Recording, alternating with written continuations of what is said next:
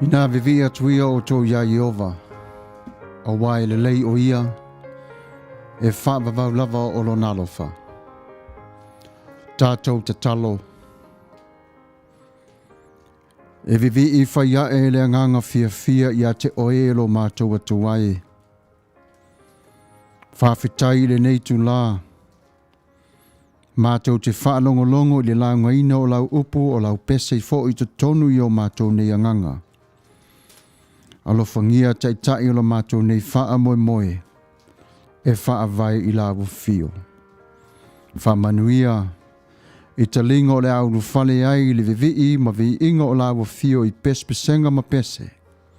I le nei lava i tu la, e tā pena ai le sauninga o lo mua mua, i le suafo Yesu Kiriso. Amene.